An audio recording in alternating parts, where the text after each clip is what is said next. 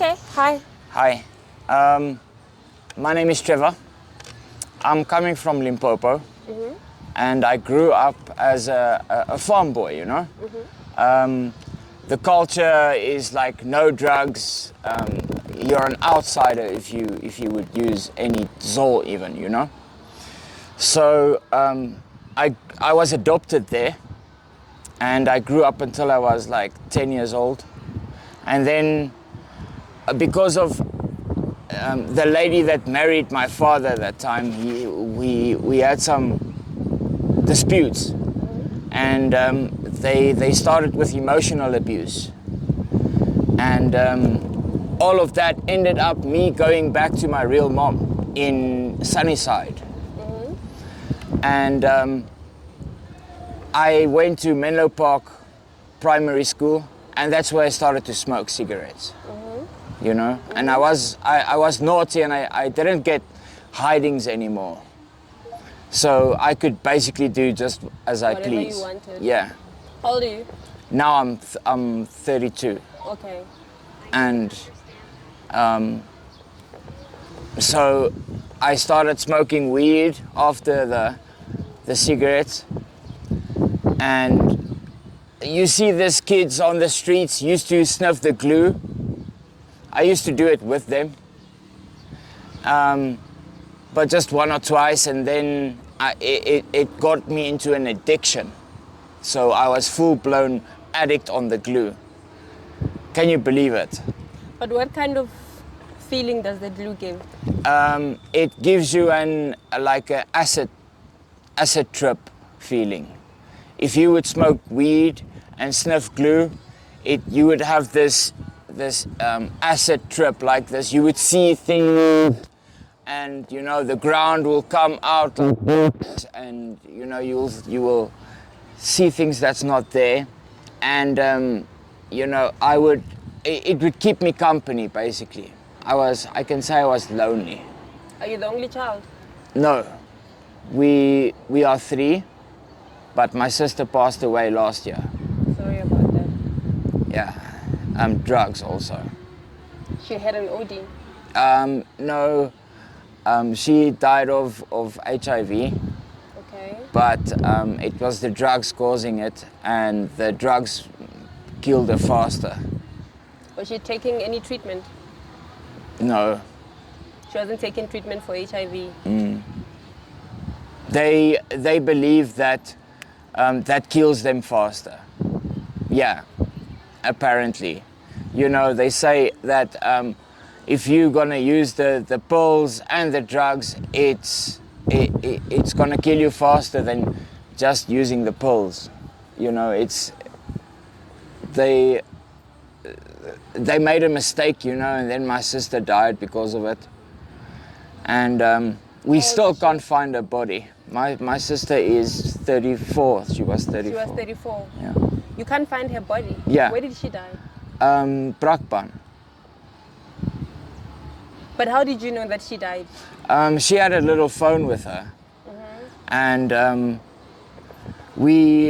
my mother used to communicate with her, and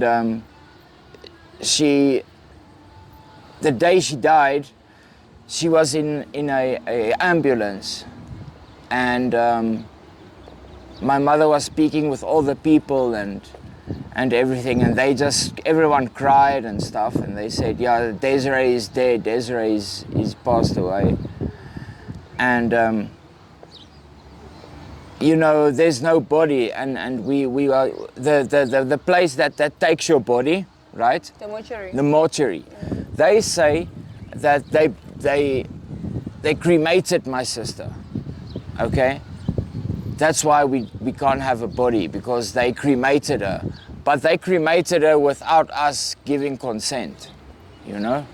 It doesn't sound right.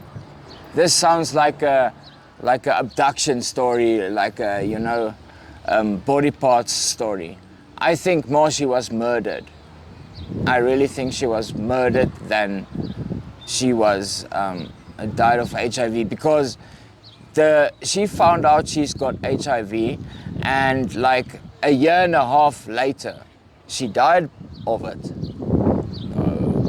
No, that can't be. Even without treatment, you can't die that fast. And what happened was her lung fell down, and then the second one, and that's how she died. So Did she not have COVID? maybe she did. Maybe she did. I'm sorry to hear about your sister. Thank you. So how was your life when you were growing up? It was, confusing. How so? Because at the one hand I'm a boersinkie, I'm a plaassinkie, and at the other hand I'm a NMM sinkie. What NMM? You know, like gangster, NMM, 50 Cent. You were a gangster? Yeah, no, not a gangster, real one, just like a wannabe gangster, you know. And I was trying to be cool and get attention from everyone. And my real self was actually being in the bushfield, you know, on the farm.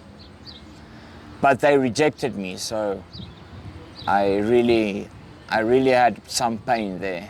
Have you been to rehab? Yeah. Which one? Noupoort, actually. Noupoort is a very tough rehab. They make you do push-ups and sit-ups the whole time if you're naughty or whatever. And I went there when I was 17, because I remember I got to 18 years there. So that was 2010, I reckon, yeah. And that was a very tough year. I escaped maybe 6 or 7 times. From the rehab? Yeah. How long was it? It was a year program. But I did finish it. And after that, I was actually clean for 2 years, but I didn't really use drugs. I was only on weed and glue. And I was drinking alcohol, you know.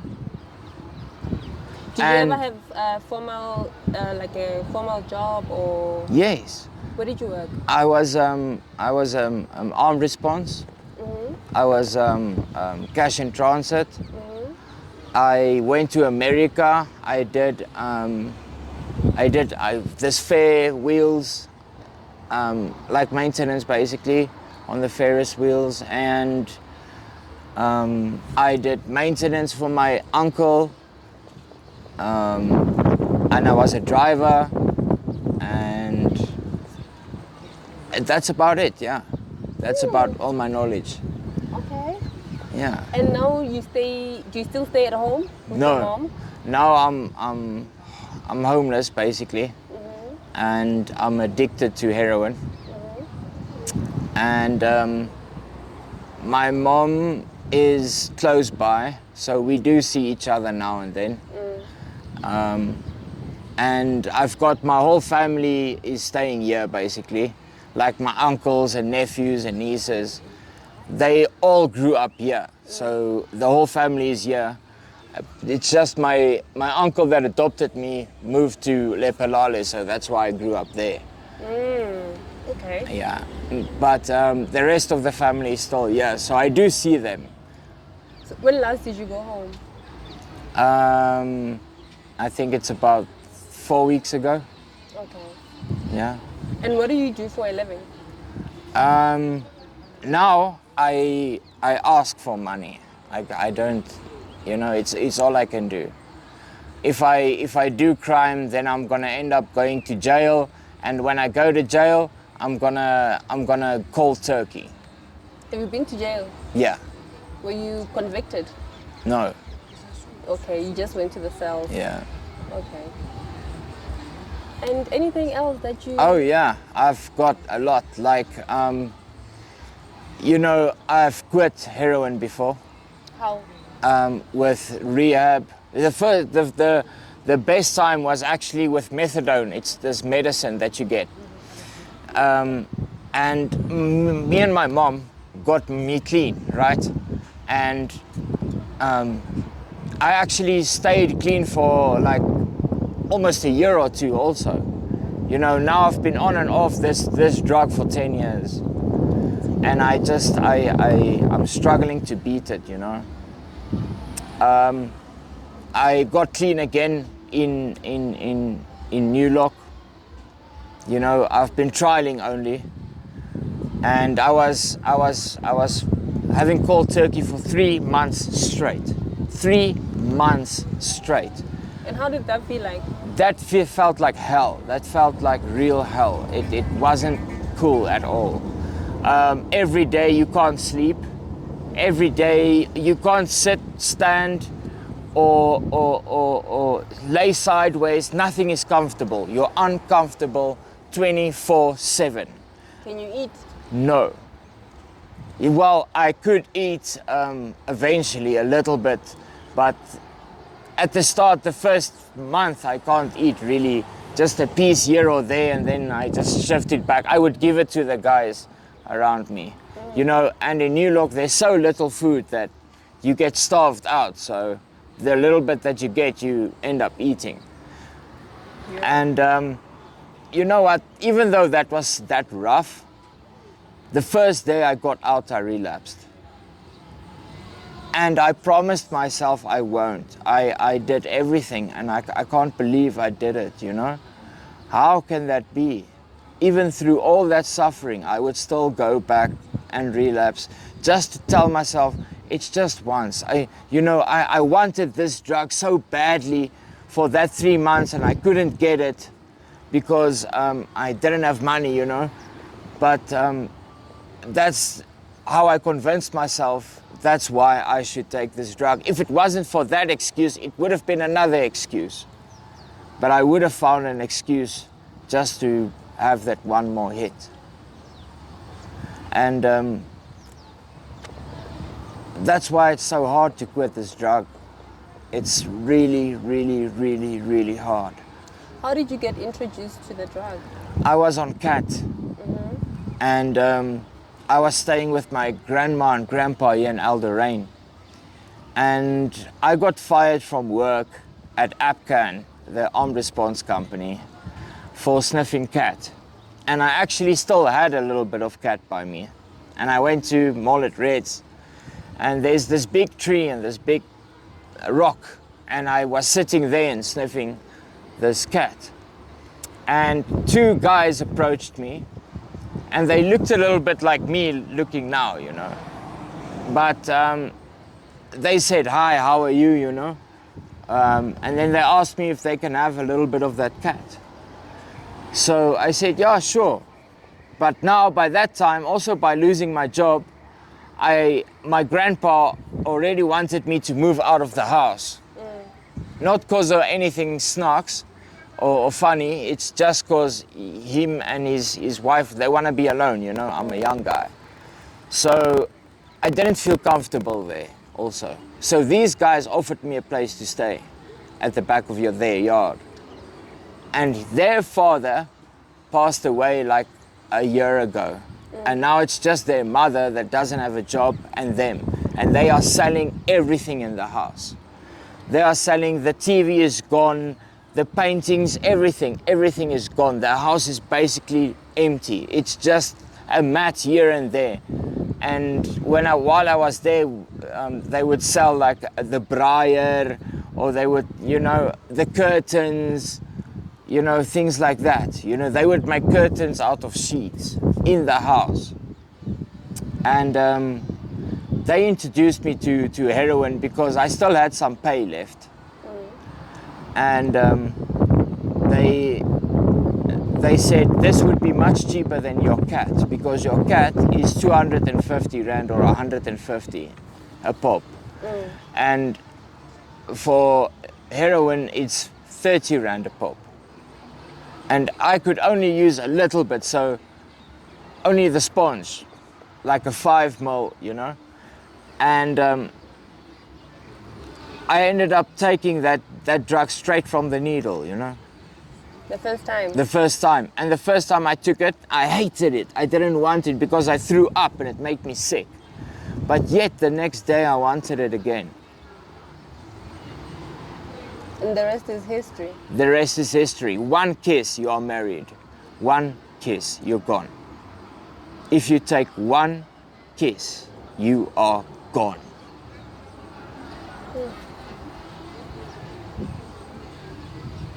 you are married. You're not gonna get kids, you're not gonna have a wife, you're not gonna have any life. You don't have a girlfriend now? Nothing. Do you want a girlfriend? Yeah. Gina is single?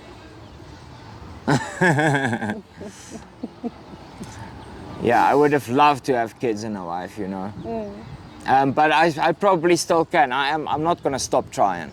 Okay. Definitely not Yeah. gonna stop trying.